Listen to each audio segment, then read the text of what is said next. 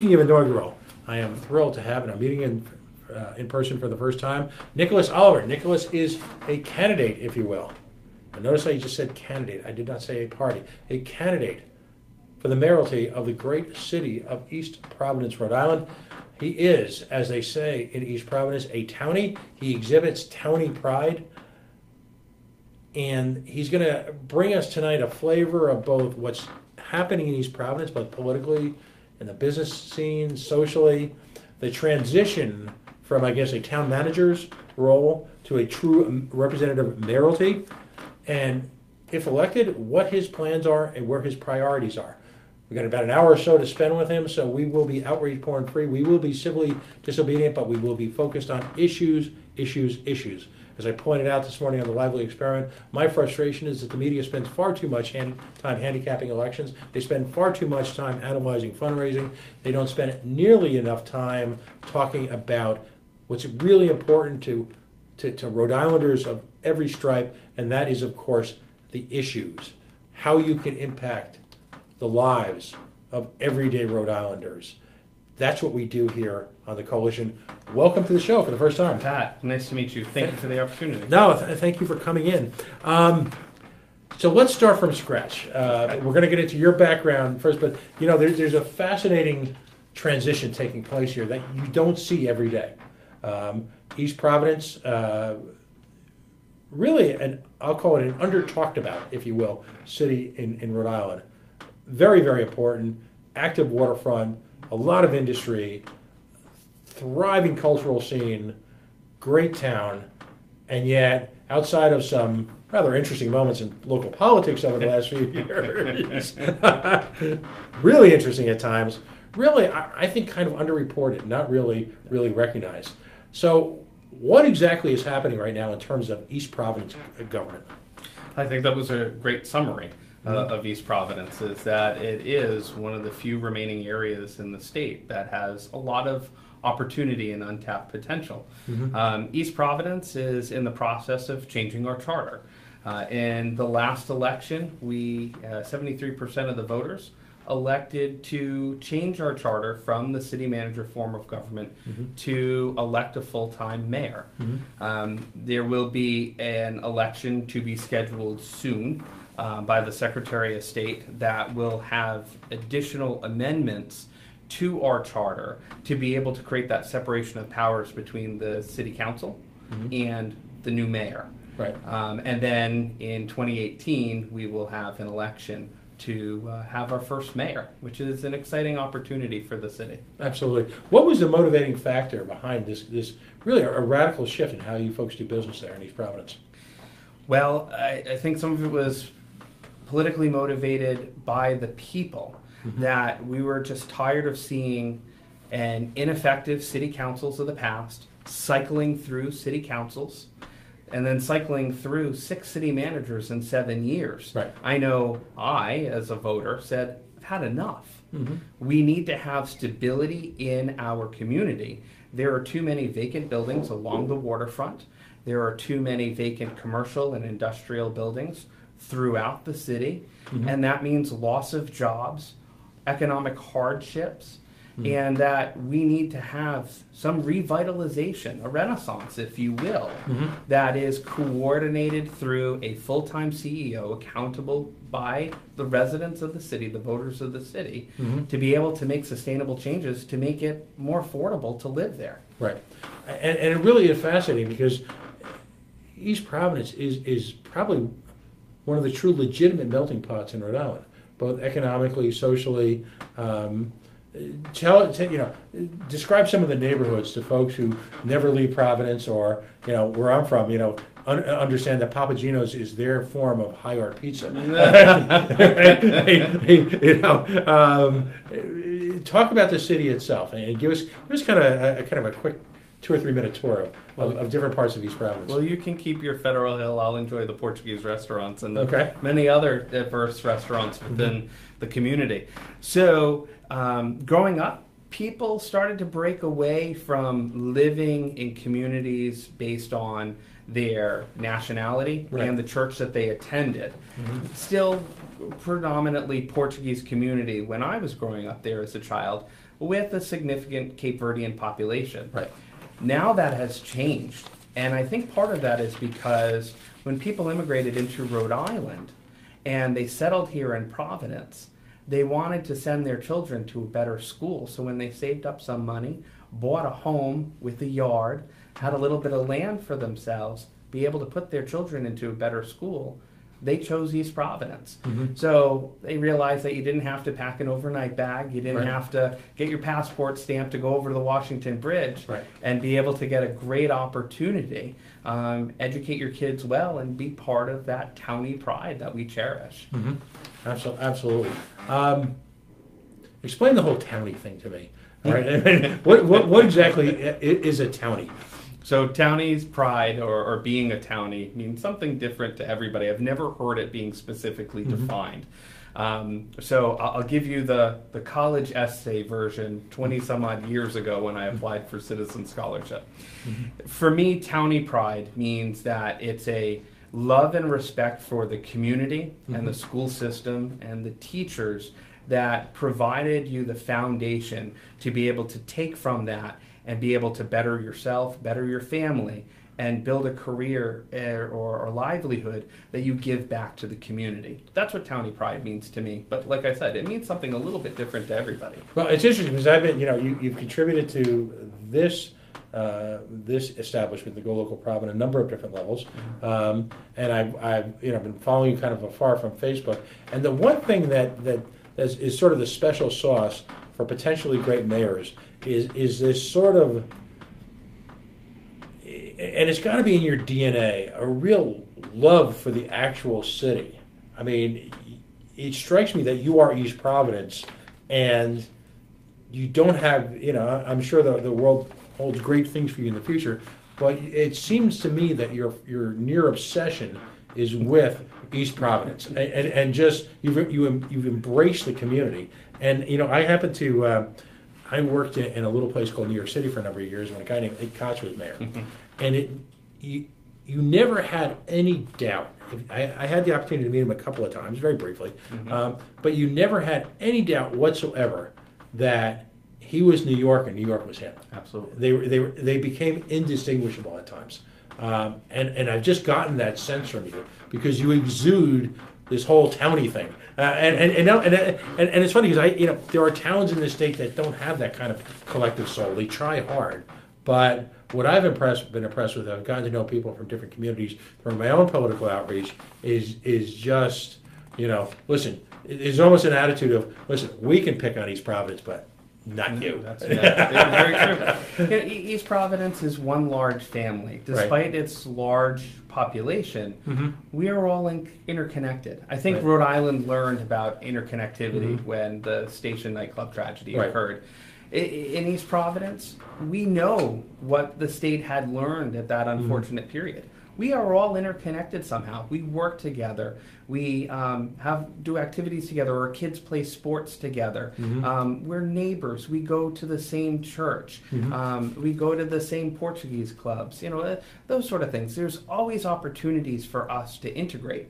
One of my platforms within my campaign is the We Are One East Providence initiative to bring the community together outside of just the fragmented cultural and community events throughout the summer, but instilling that townie pride for those that were born and raised here, like myself, and those that didn't have the opportunity to grow up in East Providence, that either that moved here as an adult and then chose to raise their children here, or if they did grow up in East Providence and their parents chose for them to have an out-of-district placement, like going to LaSalle or whatever have you, or Bayview or St. Ray's, that you don't have that same level of townie pride. And I want to bring that back to a larger scale because we're seeing that deficit happening in both our communities.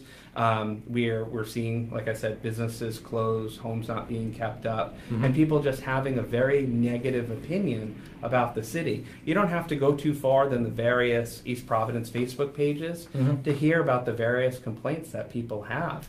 And it's about the changing culture, that there's not as much pride and upkeep in the community, and the fact that taxes and fees are increasing, but they're not seeing tangible results. So I want to bring that pride back, and that's what the We We Are One East Providence initiative is about. One of the geniuses of a very controversial mayor in Rhode Island's recent past, of course I'm speaking about Vincent A. Buddy Cianci, one of his geniuses was that he created an identity and a brand here in Providence. By definition, the Renaissance City. And the Renaissance City was one of those brands that could speak to people at 100 different levels.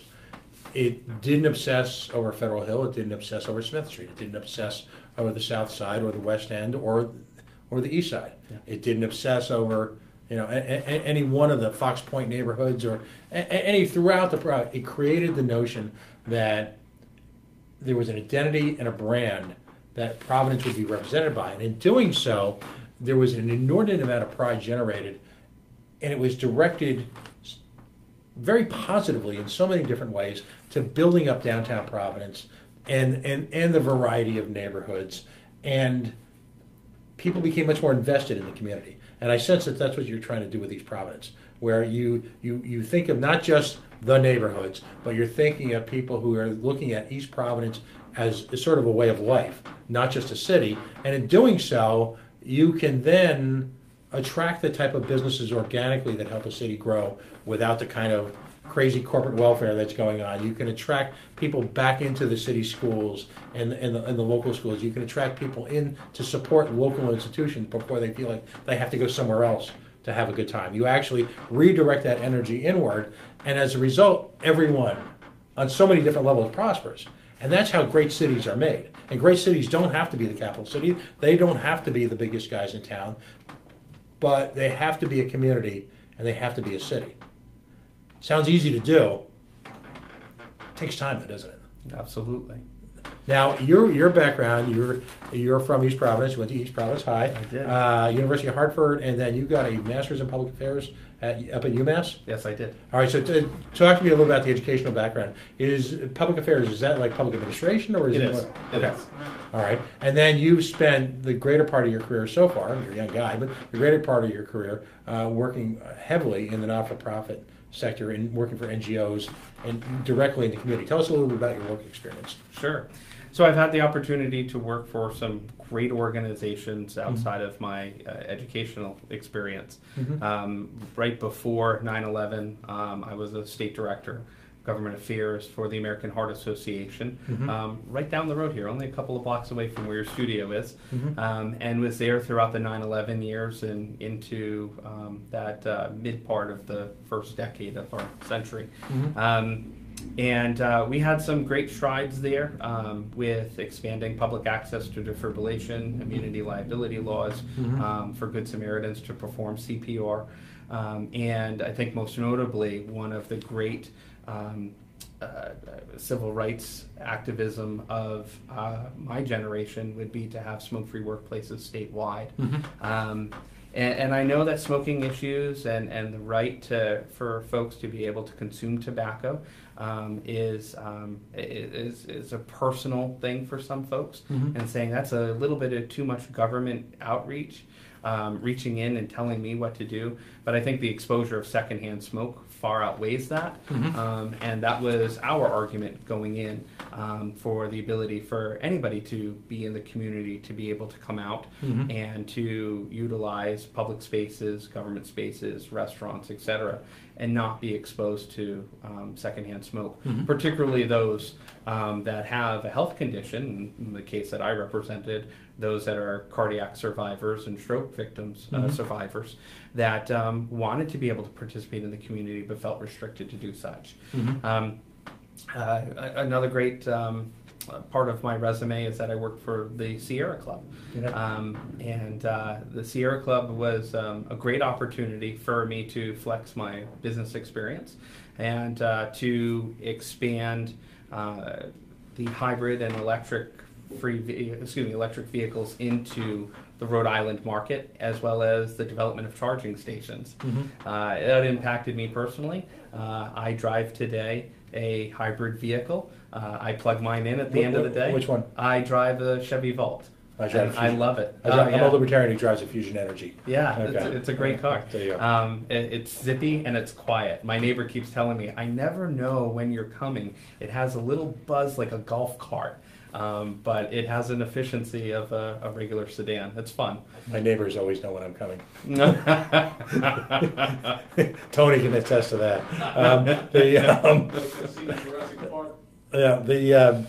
So now you're currently, where are you currently working? So for the past 5 years, I've served as the executive director, which is the chief executive officer position for an organization called the Rhode Island Partnership for Home Care. Mm-hmm. The partnership is a trade association for home care, home health care, and hospice agencies. Mm-hmm. The industry itself has 47 companies all across the state, 8 based in East Providence, that provide care to children with disabilities, adults with disabilities, elders, and those that are at end of life.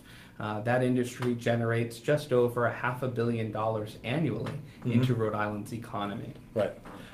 Significant challenges there right now, I would imagine, with with medical reimbursements, with Medicare issues, with wage laws, wage issues, minimum wage issues. That's got to be one of the most difficult. It's got to be very rewarding, but at the same time, one of the most difficult industries to somehow, work your way through the current political landscape. And what is the state of that industry right now? Give it. It's a difficult time for providers to operate. It should be challenging, though, because we want to ensure that we're providing the highest quality of care in the most cost-effective environment. Mm-hmm. So healthcare shouldn't be easy to enter in as a business. The majority of my providers are independent proprietaries, true mom-and-pop businesses that are vested in delivering care in the homes of those that live in their communities. You can't get more local than that. So you can understand the theme of county pride there as well.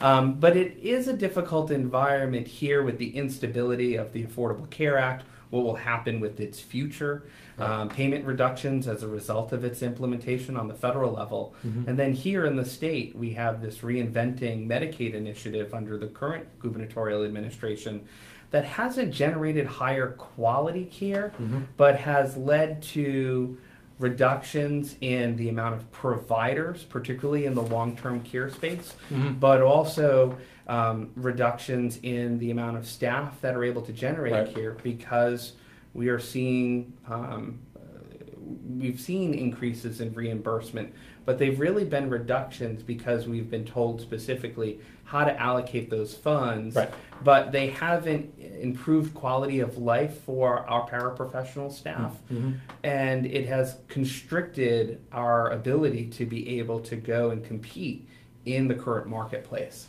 Right, and just from what I've read, and as I like to joke, I'm not an expert, I literally played one on the radio. My understanding of the market that you inhabit is that Rhode Island, compared to, say, nationally, is disproportionately small business independently owned within your space. You've got a lot of smaller private operators as opposed to some of the consolidation that's taken place in other parts of the country. That seems to be a flavor of many industries in Rhode Island, where you still got lots of locally owned businesses. So, I'm not sure if people truly appreciate the thin edge that some of your operators have to work on. You've got enormous legal liabilities, enormous responsibilities, a real challenge in terms of compensating people in the workplace, and at the same time, this grotesque level of uncertainty in a world that provides care to some of the most challenged folks that we have within our greater community.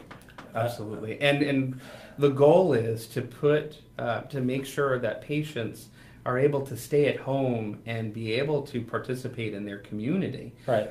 But if we can't provide the staff needed in order to deliver that care, whether it's a CNA or a nurse or a therapist, because we don't have the reimbursement from the state to be able to compete in the labor market, we end up losing staff to not just within other parts of the healthcare sector like hospitals and nursing homes. We're losing some of that staff to fast food and retail. Well, one of the challenges of the minimum wage pressure and the cost of living in the state is that while you effectively raise and some of the relationships with municipal and public labor unions, is that and again, please, I mean, one of the reasons why I wanted you to come here tonight was to put truth to some of the conceptions or misconceptions that are floating around in the state. But every time the minimum wage law is passed, or it triggers increases in compensation at certain public workers unions, at the same time, you're not seeing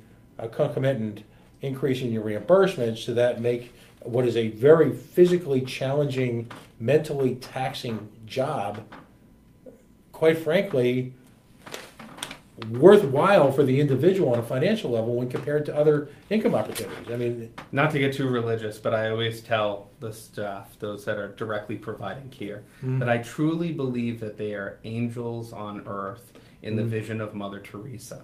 And they are caregivers. Right. And that they are performing something that is selfless, that many of us, maybe most of us, don't want to perform those tasks for their loved ones. Right. Whether that there's a fear of something would happen to that frail loved one, or that it's just, dealing with people and everything that comes with a person, is there areas that they don't want to touch, or that there's privacy concerns for that loved one. Well, there's also the reality of that, and it happens in so many cases, particularly for folks in their 40s, 50s, and 60s, where that the person who was one of the most fundamentally important people in their lives, all of a sudden, in many cases, through debilitating illnesses, becomes the child in the relationship, and there's this incredible mix of emotions in dealing with your parent, your mother or your father, as if they were a child, and having to perform for them some of the most personal tasks imaginable. I mean, it's difficult, and so the ability to have someone who can, and again, forgive me if I'm way off base here, but maintain that sort of parent-child relationship by performing some of those incredibly personal day-to-day tasks, just living, keeps a sense of mom and dad and son, daughter. It has to do with maintaining dignity for that loved one. Right. Whether it is a parent that is ill, or another loved one, a spouse. Right. By providing that dignity and respect, you see reduction in depression, which can escalate symptoms. Right. If that patient can't see that there's a positive path ahead, or to be able to maintain some of their goals based off of their restrictions for their remainder of their life if they're terminally ill, and maintain their wishes, or if they're chronically ill, there's certainly concerns about their dignity and being able to maintain certain goals based off of physical restrictions that they may have. Right. Now, I ask this question because I'm not here. Whenever I have a guest on, I mean, my personal political beliefs are quite strong, and I wear them on my shirt sleeves. They're there for everyone to see. So when I ask you this question, I'm not looking to get into the politics of this, of who's caused it, who's right, who's wrong, but just as someone who's immersed in the issue, and sees firsthand the challenges that you have created. Stepping aside from political culpability. That's a four-letter word that's not allowed in many households. Right. I'm not here to bash anyone up at what we refer to here as halitosis. All credit to Rudy Cheeks. All right. What impact has UHIP had on a business level, on just a day-to-day practical level, with your constituency during your professional life? Sure. So for my providers, UHIP has and still continues to cause significant challenges. The issues impacting home health care and more broadly long-term care really hasn't changed since UHIP. Most people, including the governor, focuses on the date of implementation of the computer system, Bridges, Rhode Island Bridges, on September 13th of 2016. Really, the main issue for my providers predicates that about 6 weeks to August 1st, 2016, when the Executive Office of Health and Human Services, under that time, was overseen by the former Lieutenant Governor, then Secretary Elizabeth Roberts, laid off approximately 70 caseworkers at the Department of Human Services. As you know, as a Rhode Islander, I as a lifelong Rhode Islander, that we live and thrive by our connections. And so what the secretary then and the governor now had banked on was that we didn't need those interpersonal connections. This computer system that we're rolling out is going to take the place of that. But we learned it didn't take the place of case management, and that centralized case management support doesn't and continues to not work. When you are, let's take my average patient. It's an 85-year-old widow who has a child that lives 10 or more miles away. Right. So for them, if they're receiving services through one of my 47 home care agencies, that CNA or that nurse may be the only person that they see over the course of a week. Right. That person becomes part of their family.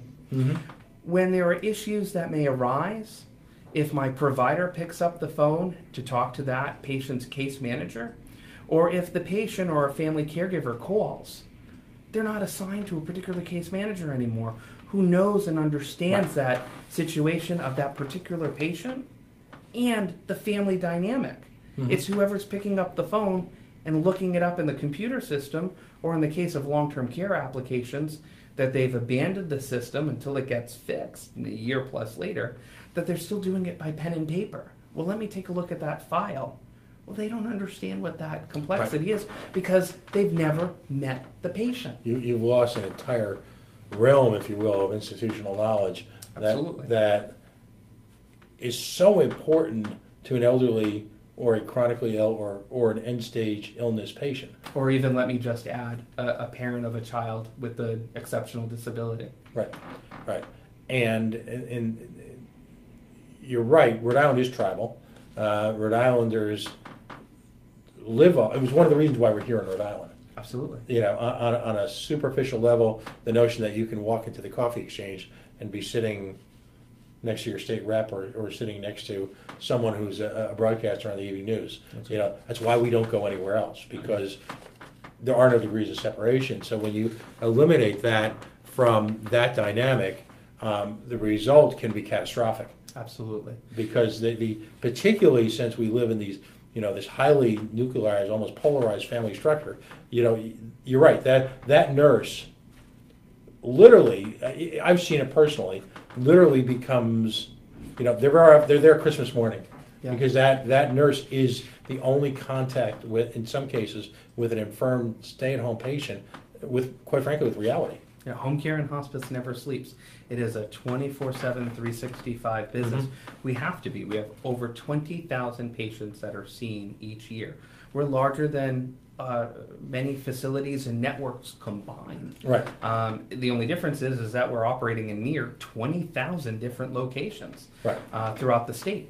So these folks need care based on what is their plan to receive services. Think of it like a prescription. It's authorized. Authorizations have been caught in this UHIP system, so patients aren't getting timely care or timely referrals. And providers are still not getting paid timely for services when they're performing these services and billing in good faith that the state will reimburse them. We were, prior to UHIP, healthcare providers. Today, we are interest-free financial institutions because we are providing care and carrying the state's debt. And when the state pays us, we're not earning interest for that. We get paid when we get paid. The system needs to be reformed, and in many ways, until we fix the computer system, we need to go back to the case management system prior to August 1st and make sure that providers get paid for the quality care that they deliver. Because at the same time, caregivers have never been under more scrutiny, more pressure, both on a legal and also a philosophical sense, to provide a high level of care for their customers. I mean, the degree of, let's be blunt, criminal responsibility that you could be subject to as a provider should you fail to uphold the still somewhat ironically stringently enforced guidelines. You know, on one hand, as in so many cases with government, you've got, you know, maybe the money's gone away, but the guidelines are still there, and the reporting that you have to engage in is still there, and the responsibilities you have are still there. And there's, I can't imagine, I was self-employed for a number of years, I can't imagine the pressure that these folks are under, because everybody is so willing to jump ugly on a nursing home facility and we all realize there's sometimes when it's justified, but they're so eager to report on every potential wart, blemish, screw up that can happen in any business, yet at the same time there doesn't seem to be that sense of urgency in taking care of all these other underlying issues, which ironically, as any sentient human being can see, are an impediment to the accurate and timely delivery of the responsibilities that they've taken on. So look at it this way.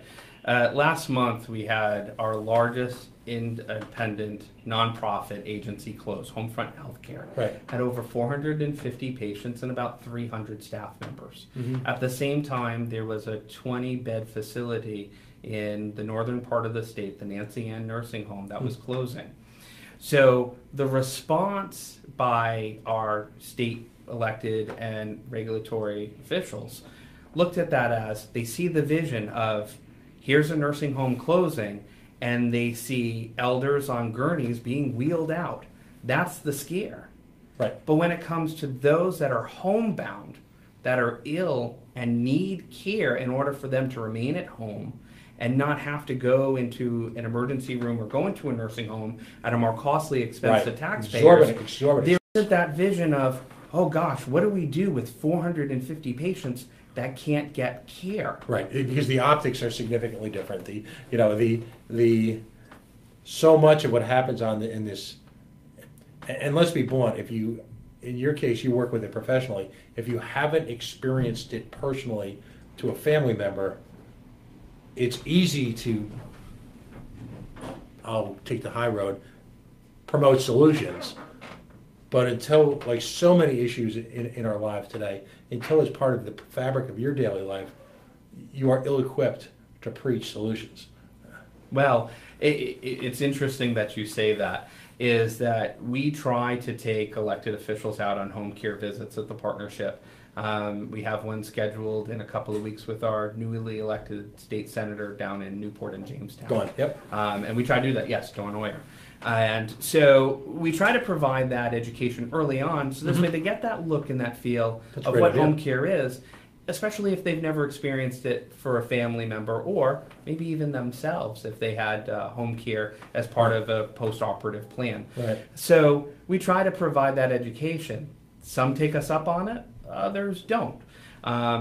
Sometimes when they take us up on it and then they ascend to leadership, we get kind of lost in the shuffle. Right. So it's hard amongst probably 2,000 other priorities up at that state house that, to make sure that we're not lost in the shuffle.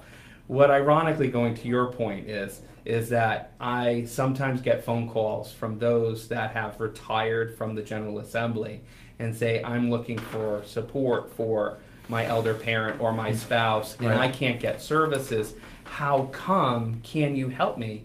And I said, well, the reason why there is this backlog, or the reason why you can't get your referral filled, is because we don't have the labor force to be able to fill on demand, especially if they're a Medicaid case. And that is currently at the fault of the General Assembly by making sure that home care and hospice providers are not adequately funded, and that when they do receive increases, that they should be unencumbered. So when we face those challenges and receive those phone calls, I find it ironic because you could have been the one to help, especially if they were in leadership. Right. And sometimes I get those calls and they realize, oh, I wish I did something then, but it's too late. Tell those that are in there now, and that doesn't necessarily get translated. Karma's a It's terrible quite thing. yeah. It really is. Quite a challenge. Um, But that's home care. You're very polite. I've got to give you credit for that. Folks, if you're just joining us, Nicholas Oliver, he is in the early stages of his candidacy for the inaugural mayoralty of the great city of East Providence. Yes. He's joining us live on the coalition. By the way, of course, I would be remiss if I didn't say that this segment of the coalition is sponsored by Beacon Shipping and Logistics. You'll see all the links at coalitionradio.us. Shipping a car, buying a car remotely on the internet. You've got international reach with a Rhode Island company based right here in Warwick, Rhode Island. BeaconShippingLogistics.com. As we always say, whether it be Air Sciences, Beacon Shipping Logistics, iServices LLC, we've got a couple of new exciting sponsors to join up. Please support those folks who support independent media in the state. Events of the last few weeks prove conclusively that independent media is your best friend. whether it be 38 Stadium, whether it be the scandal du jour, as the legacy collective media literally gasps its last breath around us, it is up to independent media to provide the resources, the insight, and the issues-based conversation that you need as a Rhode Islander to effectively, A, run the state, and for you to make decisions as to how you want to see the state run. So again, Beacon Shipping Logistics, airsciences.net, and iServicesLLC.com, all sponsors of the coalition. And of course, we found at coalitionradio.us, where our direct link is now on the banner to our YouTube page, where this show and others like it live in perpetuity for you to examine, both A, to see and reflect again on the collectivism of our guests, and B, to mercilessly make fun of me. So feel free to go to coalitionradio.us, facebook.com/the Coalition Radio. Please like our page there. And of course, on the Mighty Mighty Twitter at coalition_radio, and our apolitical, all crony capitalist, anti-billionaire baseball club dream Twitter feed at Pawtucket is home. Folks, if you're a free Tuesday night, you know where I'll be. I'll be in the bucket having another great chat with the Solons of the community, trying to reinforce the fact that somehow tax breaks for billionaires, even if you're a capitalist like me, kind of stink. But let's get back to our guest. So you've got quite a background then in solving problems and working with people at a variety of levels, on the state level, in private industry, and at the community level, for probably one of the most challenging issues of our times. Yes. So I would guess it would be an understatement to say that will translate well into dealing with any one of the warring factions in East Providence on a given day, who don't even know that they're going to be at war with each other tomorrow. But our politics are colorful in East Providence. Yes. Yeah, they are. Man, Cumberland is so sleepy. We need, in fact, if there's a couple of town councilmen and a few activists to be named later that you want to trade up to Cumberland, I tried to liven up things there a couple of weeks ago, and I got a collective yawn. No profiles encouraged exist in Cumberland, except for, of course, Mr. Schmidt and, of course, our town council chair. Otherwise, slim pickings. Well, I can't speak to Cumberland, but I'd be happy to talk more about East Providence. Well, let's talk about East Providence. The single biggest challenge, and where there are challenges, you and I recognize there are opportunities for East Providence. What's up there? Let's play political t-ball for a second. Okay. 2018, you've gone through the whole charter process. You're elected mayor. What's first up? And believe me, after my exposure to this for the last 2 years, I'll say number one, people who are mayors and town council people and school board and water board people are true American patriots, because yikes. B, we all understand that in the current political landscape, every day you play political whack-a-mole. There is an issue that you don't even know about yet that is going to exist in about 72 hours, which is going to torture you, and you don't even know it's on its way yet. So at this moment in time, in September of 2017, what are the most pressing issues facing East Providence? What do townies got to look forward to? So I've been promoting my Fresh Start agenda, which is focused on 3 specific issues that I continually hear throughout the community, and through this almost year-long exploration process that led me to last Sunday's formal announcement that I intend to run for the office next year, is that one, it has to do with our taxes and fees. We've seen increases in our taxes. We've seen increases in our water and sewer fees. We're seeing the rollback of our budget commission and having a financial advisor that's appointed by the state, right, that dictates or gives permission to some of the operating roles of the community under its current city manager, city council form of government. Let me jump in there for a second, because this is a critical point in history. So many of the laws and regulations that surround near-death municipal experiences, we'll call them, all right, obviously emanated from the crisis in Central Falls. Right. When Central Falls actually entered into bankruptcy. And we were half a step away from that. Oh, absolutely. And it was actually you folks in West Warwick that I believe it was then Governor Carcieri had in mind when working with the legislature. They created this multi-step process that had to occur before you could just pitch the town into, I guess, Chapter 9. Where was East Providence then, and where do they stand now in that process? So we no longer have the formal budget commission. We do have a state-appointed financial advisor that must provide clearance for decisions that are made that impact our city's budget, as well as our bonding ability and our bond capacity. So we are constrained currently in the current sense that we have to have this additional layer of approval for us to be able to make certain expenditures or to go out for ask the voters for bonds. Right. So, but we've seen these increases without any tangible results. Our infrastructure remains depleting. You don't have to go too far then to take a look if you're in Providence or neighboring Seekonk, Massachusetts, or anywhere within the city. You look up and see our water tower. It's a rusty bucket. It's an embarrassment. That is our skyline. And that's what you're seeing when you see East Providence in the waterfront. It's an embarrassment. Right. They've just started the process to have it painted, but that's an expensive process. And it just shows how we have not kept up with our infrastructure, whether it's underground pipes, buildings, municipal buildings, school buildings, the water tower, our roads. They've been neglected by our city councils of the past, even predating the Budget Commission. Right. And that's a reflection of our politics in the city, and it's a reflection of not having a long-term infrastructure maintenance, repair and replace plan. Our high school had a addition that was made less than 20 years ago that is not in the best shape. We have the remainder of the school, the campus that was built in the 50s, that is falling apart. When I was in high school in the mid-90s, we had these 55-gallon drums throughout various points of the second floor that would collect rainwater whenever it rained, or when it snowed, it would melt, leak, ice over, and then it would leak again when it would melt. It was not a conducive learning environment then. Right. Never mind to have the next generation experience that now. Right. That's not something I want to see our children experience, because if they're not in a conducive learning environment, then what does that mean that they're prepared for jobs of the 21st century? And let me also add, it is not a conducive work environment, a healthy work environment for our faculty and staff at the high school.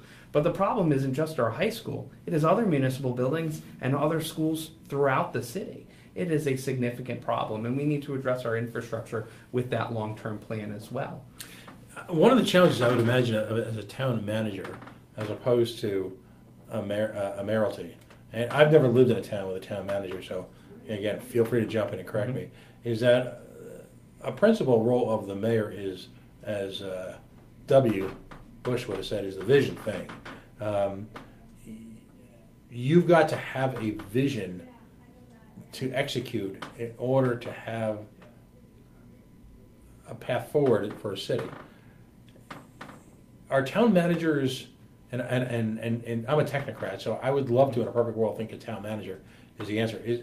Do town managers, is it typically within their purview to have that vision? And is the absence of that unified vision from the CEO one of the primary reasons why cities like East Providence struggle? So I do think that there is a clear difference, that a mayor, an elected mayor, has a vision that is sold to the voters, right, that the voters buy into at the ballot. And then in turn, throughout that mayor's term, that he or she is accountable solely to each voter in that community. The difference with a city manager is a city manager may come in with a vision, but their vision may not necessarily be the vision of their city or town council. Right. East Providence has 5 city council members. They are elected by the 4 wards, and then there is one that is elected at large, and that at-large person may or may not be elected as the council president, or what they call today the ceremonial mayor. That city manager is, at the end of the day, not accountable to the residents of the city of East Providence. They're accountable to the 5 different members of the city council, right, and is charged to execute 5 individual visions of how the city should operate and how the city should grow. It's a very difficult position, I would say, to be a city manager, because if you see different visions and different factions, like we currently have on the city council, and what the previous 6 city managers experienced over the course of the better part of the decade, with various city council members at any given term, that it's hard to make sure that there's this coalescence of the city council to have one vision to move us forward.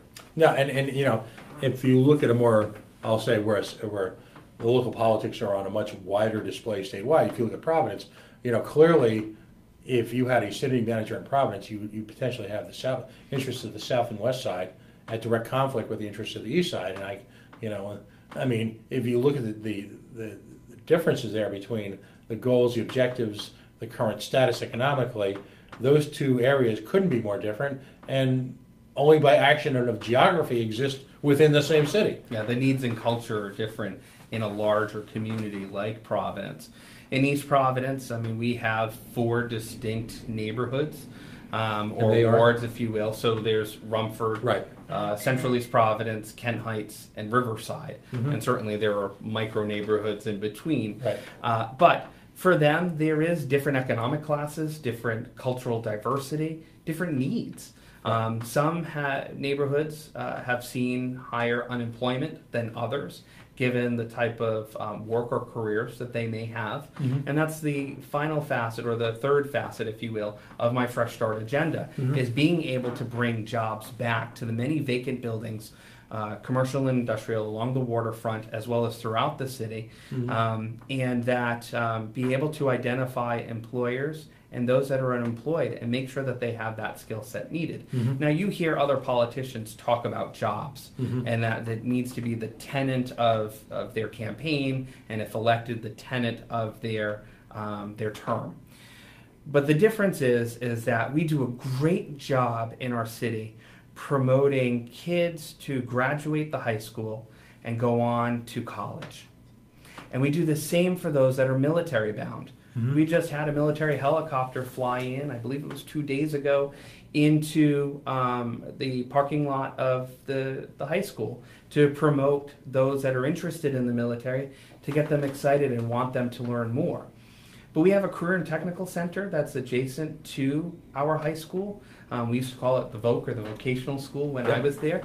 And so we don't do enough for the kids at the VOC that are career bound. Not everybody is college or military bound. We have folks that are career bound, that need the skill set to be able to be licensed, have an apprentice, in order to jumpstart their career, or maybe even go on to a college or a trade school to enhance their marketability and their education in a particular trade. But we want them to be ready out of high school to be able to enter into the workforce and be competitive in the labor market. And we're not doing enough for them. So much so that when we went back to our previous conversation about my experience with home health care, until a few years ago, there was a robust health professions program at the VOC. And they decided that it was costly, it was they didn't make the connections to healthcare providers, although we're becoming a medical mecca, if you will, for the state. And we're bringing in medical companies in and talking about corporate welfare. Lots of property tax breaks that are given to these. Most recently on Kettle Point with University Orthopedics building their castle there. I think it's great. I don't think it's the best use of our waterfront property. I don't believe that it was meritorious to give them the tax breaks that they received. And it doesn't mean that after the tax breaks expire that they say, great, we're going to pick up to whoever's giving us the next opportunity. Hallelujah. What does that mean as far as from your list of God? Sweet. But with those students, we need to provide them the opportunities to be able to jump into those careers. I don't have CNAs that I can pull from the East Bay, which is one of the vast wastelands, if you will, of getting home health care services. It's hard. We have 8 companies there, but they compete harder than any other place in the state for the labor market, because there is no vine of grabbing new people to come into that workforce, with the Voc School no longer having that program. We need to re-energize that and match students earlier so this way they can have jobs and stay here in East Providence. Right, hallelujah. I mean, I during my I have a day job, and I work directly with the trades, and I can say this as someone in their 50s. If I were to, and obviously there's a broad generalization, but if I were to look at a group of people who have more control over their life, more financial security, more upward income potential, more equity in a business they're building, it would have to be people who own businesses in the trades. And to own a business in the trade, one needs to start working in the trades. And what's astonishing to me is that as our commitment to vocational education recedes into a distant memory, and where the term voc has almost become archaic, I remember it certainly, there's been this rise of private for-profit colleges, some of whom are very fine, like New England Tech, rising to take their place at a significant college-like cost, when in fact, if this was implemented at the high school level, you would have an entire generation of highly skilled Rhode Islanders who were welcomed into the workplace, whether it be here in Rhode Island or nearby Massachusetts, where there's as equal a need. How crazy is it that we have an educational system that has failed an entire generation, where they're grotesquely underemployed, they're grotesquely channeled in the wrong direction, aggressively channeled to pursue a college education that, quite frankly, in more cases than most, does not make sense. Not everybody is college bound, and that's okay, and we need to embrace that. I may not be able to know how to fix my car. I'm going to need to go to somebody who is.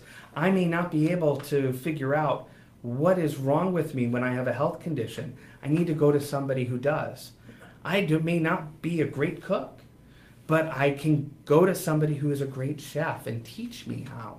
We have all of these types of programs. If I had hair, I would need somebody to have to cut my hair. We don't have these programs anymore, or strong. And Pat, one of the things that you talk about on your program has to do with political machines. Mm-hmm. We have a robust political machine in East Providence. It makes our politics colorful. Mm-hmm. But if you take a look at who those people are behind that machine, they come from representing various trade groups or unions. Mm-hmm. And you would think that that would be their number one priority, right? Because it's building their constituency. And it's not. They have left our elected officials, our political machine operating behind the scenes, have neglected that career and technical center and left those particular career-bound kids behind. Right. And so often it's first of all, I believe as a nation, and Mike Rowe of the Dirty Jobs Center has been a huge advocate in this nationally. We have come to realize, I would hope at this point, that technical jobs are no longer a quote-unquote step down from college. In fact, if you know a machinist, a plumber, a pipe fitter, an electrician, and you actually work alongside them, what you'll come to understand very quickly that is they are not lesser than college. It's just different. And quite frankly, the degree track that they have to pursue is often much more arduous, much more demanding, much more technical than many of your typical middle-of-the-road, nondescript college degree programs. And in fact, when those folks who later on in the career are given the advantage of access to a more business-style education to complement their experience in the trades, become dynamic parts of the local economy, providing jobs and wealth for all, including themselves. And that's what we need more of. That's the secret sauce here. Getting away from... Again, I put the blinders on for a second. We've got a governor who just obsesses with sending everybody to college. Yikes. But that's me, not you. So you're going to dive right into that. And again... I look at it this way. It is very personal. I mean, I could comment on the governor, too. I'm not afraid to do that. Is that some of the jobs that we're marketing are highly technical, don't necessarily require a college education. The education plan and the economic development plan, there's no cohesion. And there needs to have that cohesiveness in order for us to be able to have a specific marketing plan to bring real jobs back into the state. Mm-hmm. Now, that isn't necessarily a slight on the governor. It's just the governor's particular vision that I think needs refinement, and is why we have lagged bringing in many jobs, as well as many companies in, and keeping those jobs, as well as keeping jobs of some of the legacy companies that were founded here in Rhode Island that we're seeing losing in our marketplace. But the issue about our Career Technical Center, or VOC, I'm the product of two VOC students. My parents both went to the VOC school. My wife went to the VOC school. And they have led successful lives. And, my folks raised their family and did well for themselves. My wife and I, same thing. We do well for ourselves, and it's because of hard work, and for my wife and even my folks. Mm-hmm. It had to do with hard work and that foundation that they received in the VOC program. Right. No, that's outstanding. Property taxes in East Providence. What are different ways you can approach that? Because I'm told they can be quite confiscatory in nature at this point. You've got this crazy patchwork quilt of taxes, car taxes, property taxes. Don't forget the dining tax. Yeah, about that. That doesn't necessarily translate into going back to the municipality in which that revenue is collected. And that's the thing. We need to have tangible results. If there are going to be taxes, they need to directly correlate to improving the community, not a city general fund, and certainly not a state general fund. Because what does that lead to? It leads to a politician's candy store. And that it's doling out at will.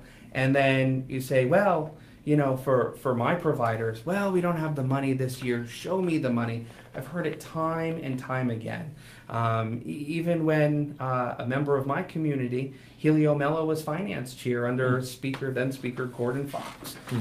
Show me the money.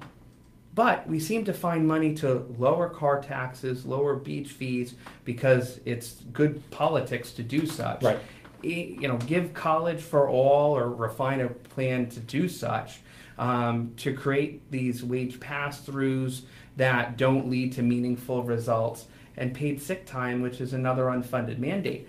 Great benefit. It should be a value for employers. If the state's the employer, they need to pass that on to their contractors, but they don't do that. The plans and the ideas match good politics, feel-good politics, right, but don't necessarily match specific results. Right. I was on Lively Experiment this morning with Jim Homlin as a father of two, and my children are older now. They're just in and just out of college. I certainly have empathy and sympathy for any parent who finds himself in a terrible position where they have to choose between employment and staying home with their kiddos. I mean, that's as rough as it gets. And even those, some of us who have had sick time, because of the job pressures we face, need to make that awful decision when your kid's there is miserable. At the same time, as much as I respect the need to create that, I also wish the state would provide equal effort into creating a level playing field where the tools and the abilities of the free market can take hold, so that everyone, regardless of their political affiliation, regardless of what industry they're in, whether that industry be STEM, STEAM, STERN, whatever, all right, has the ability to prosper on the fruits of their own sweat equity and their own risk capital, however they may find it, at arm's length, with institutions designed to provide that, not with a state government that, as you so aptly pointed out, just seems hell-bent on build it, in my turn words I should say, build it and they will come, but at the same time with no long-term plan for maintaining that investment. It's just nuts. Yeah, I mean, for many communities and even in the state, you probably get better bang for your buck playing at the craps table at Twin River than some of these economic development plans, including in East Providence. Well, now, this brings up a sticky issue, because I spent some quality time at the State House Thursday night, 7 hours of quality time. The legacy media, I spent probably, I want to tell you how many hours I've spent invested in this Paw Sox issue. The legacy media chose to sum up my participation in that merely by pointing out that I was the first one to speak at 10 o'clock.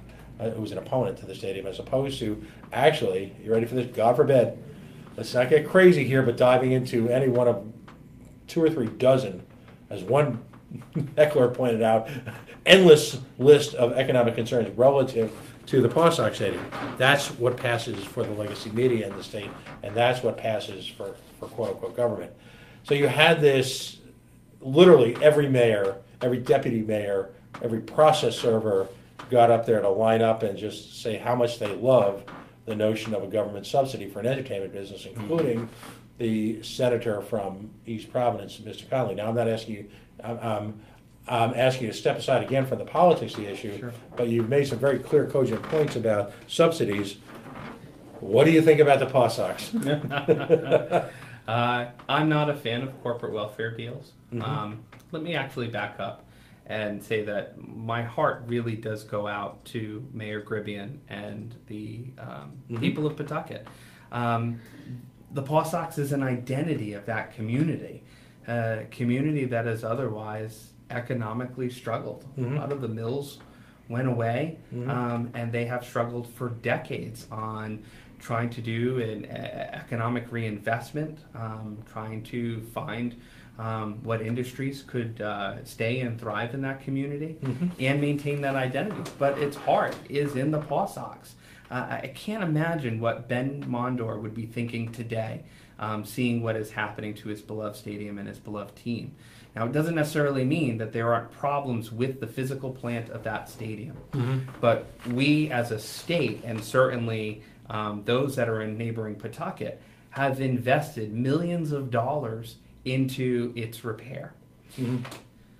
To have a class of ownership that could invest in that stadium or invest in another stadium and not have to worry about what it would mean to their own personal pockets, and probably wouldn't hurt them too much for the going out to dinner or the vehicles that they're driving or the homes that they own. You think? That we would have to put it on an economically challenged state to foot the bill, where we haven't seen economic studies to see a rate of return.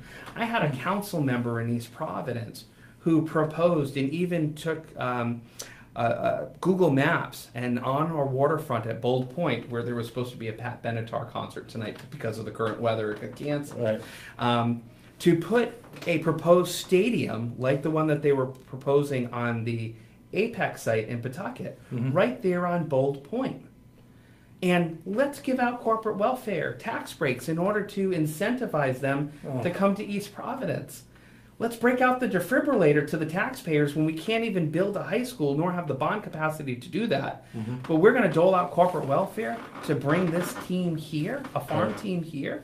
I love the Paw Sox, but is it worth creating, as you call it, 38 stadium?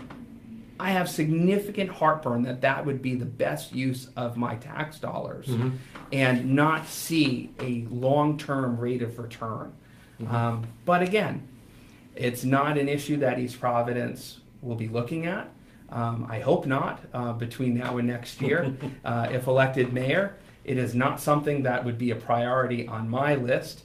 But, you know, to Mayor Gribbian, I wish him well in his proposal. I know he's trying to do the right thing for his community and maintain that identity. And I can't see another community having that team there and it feel the same and bring that same sense of pride as the Mondor family had when they owned it. As someone who would be mayor, I think one we can definitely agree on is the notion that when it comes to civic pride, though, it's far more important for the average working Rhode Islander to feel pride in their schools. It's far more important for someone who lives in Pawtucket to feel pride in mall after mall on Newport Avenue being occupied by thriving businesses. It's far more important to them to not be facing the closure of a fire station. It's far more important to them that their community be safe than it is for the average working Rhode Islander who's got a couple of kids and every morning wakes up and says, okay, how am I going to get through this day? Just like you and me. Yep. I'm no different. Those are the issues that they're concerned with. This notion that there will be some moral philosophical collapse if in fact the Paw Sox cease to be affiliated with the city of Pawtucket, I think, in my words, I think is quite frankly ludicrous. It's just the notion that they would collateralize this obligation, as one flavor of legislation has it, with their future state aid for a city that is as challenged as they are, and that is not an insult. You know, when people like me say that, there are those forces who would try to portray that as an insult. It is not an insult. I think that some of the brewery business and some of the other businesses that are building up organically speak to great things for the city of Pawtucket, and an even playing field in a free market environment has the potential to attract businesses and potentially teams that are willing to pay their own way into Pawtucket. There's no silver bullet, there's no special sauce, there's no break glass, add water. As you're facing in East Providence, it's a generational issue that is not going to be fixed overnight by some Hail Mary economic pass to a group of people who clearly care not for the financial issues surrounding Rhode Island, or quite frankly, they'd use their own risk capital and build it themselves. Or we need to come up with a plan B for the use of McCoy Stadium and go market that stadium to another team or another league that'd be willing to come in. Remember, most people in the state of Rhode Island are only a paycheck or two away from poverty. I don't believe that this stadium and keeping this team is their top priority on their list of concerns to maintain their homes, maintain the quality of life, or improve the quality of life for their family. Right. No, I couldn't agree with you more. You know, we need an economics intervention in this state. We need folks to sit down and confront these issues and accept first and foremost that, again, there's no quick fix. It took us 60 or 70 years to get us to this point. It's going to take, hopefully not that long, but it's going to take a few years of really hard, issues-based, focused work to get us out of it. And the earlier we start, quite frankly, the better we'll be, and we won't lose another generation to failed schools, and we won't lose another generation to, I believe it's been said, the soft bigotry of diminished expectations. And I have to tell you, you know, as I like to joke, I'm 56 years old. My mom in the 60s was one of the leaders of the Democratic Party in our town, so effectively I'm entering my 51st year in following politics. I'm impressed as hell. I love your perspective, and I love what you have to offer. Now, just as kind of a final note, what's unique about this setup, I guess, going forward is there is no Republican Party, there is no Democratic Party to the mayor as is currently constituted. It's apolitical in one sense. You are running as an independent, yes, and everyone will be. We run without party designations. Right. It doesn't necessarily mean that there isn't individual candidates have a political party or that there is some background. Right. That's that's a great idea, because it becomes less about the D and the R, or in my case the L, and it becomes more about what's really important. Yeah. I'm running to be accountable to all 47,000 plus residents of the city of East Providence. I'm not running to be mayor for the select few. Outstanding. Where can people find you on the web? Are you taking political contributions yet, or is that sort of on hold until you enter the next stage of the campaign? Where is all of that right now? So the campaign is up and running.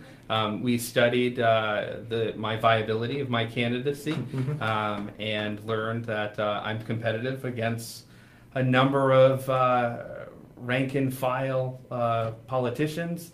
It's the same list of regurgitated folks that we complain about. Yeah, the usual suspects. Right. Yeah, that folks that we're not seeing results, but we elect these same folks. I'm a non-traditional candidate, and I am looking to provide an option to voters, and we've learned throughout this process thus far that I am a viable candidate. We do have a campaign established. We are receiving donations. We had our kickoff this past Sunday where we filled the room. The next time that I do an event, I need to be in a larger space. But for folks that are looking to learn more information about the Fresh Start Agenda, the We Are One East Providence initiative, or to learn about my family, we have a great video up on our Yep, website I've seen it. that introduces my family, the issues that I want to work on behalf of the residents and taxpayers of East Providence, and what my vision for the future, if elected mayor, and given that opportunity. They can find me at www.oliver4ep.com. Excellent. And there's links there if they want to contribute or if they want to volunteer. Absolutely. And encourage voters to take a look at that video. I'm impressed.